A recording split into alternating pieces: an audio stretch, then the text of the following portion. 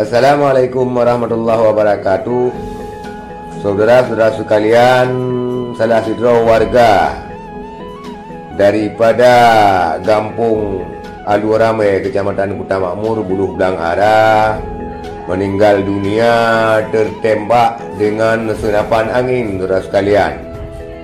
Adapun korban bernama Nasruddin, berumur 43 tahun, warga Gampung Aluarame, Kecamatan Kuta Makmur, Buluh Belang Ara. Nasruddin tertembak di kebunnya di kilometer 8 ataupun kilometer 8 Kecamatan Simpang Keramat ketika ia sedang memetik jengkol, saudara sekalian. Ketika Nasruddin memetik jengkol, lantas datang pemilik kebun sebelah, di mana pemilik kebun sebelah tersebut membawa senapan angin untuk menjaga kebun duriannya. Kemudian korban yang berada di pohon jengkol tiba-tiba terkena senapan angin daripada seorang warga yang menembak gerombolan monyet, saudara sekalian. Ketika menghalau monyet dan menembak monyet, ternyata pelurunya nyasar ke bagian dada daripada saudara Nasruddin. Sontak saudara Nasruddin minta tolong dan mengatakan ia tertembak, sehingga orang tersebut bergegas menolongnya dan minta tolong kepada orang lain. Tetapi naas, Nasruddin lebih duluan meninggal dunia.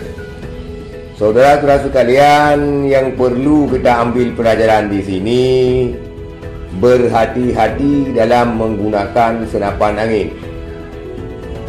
Karena di kebun-kebun itu banyak orang yang tidak terlihat, sehingga ketika kita membidik sesuatu tanpa sengaja terkena orang lain yang mengakibatkan orang lain meninggal dunia.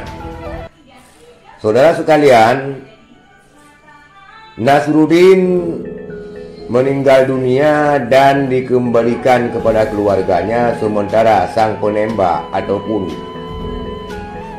walaupun dia tidak sengaja, saudara sekalian, telah berurusan dengan aparat keamanan, artinya di Polres Duk Semawe, dan dijerat dengan undang-undang darurat, saudara sekalian, dengan maksimal hukuman 20 tahun penjara.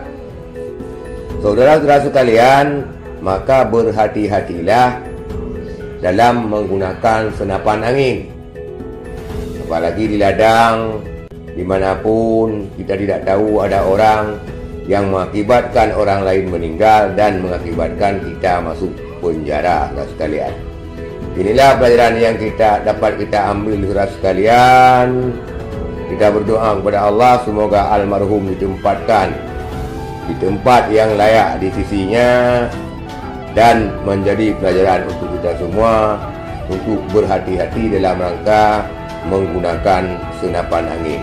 Sekian, terima kasih. Assalamualaikum warahmatullahi wabarakatuh.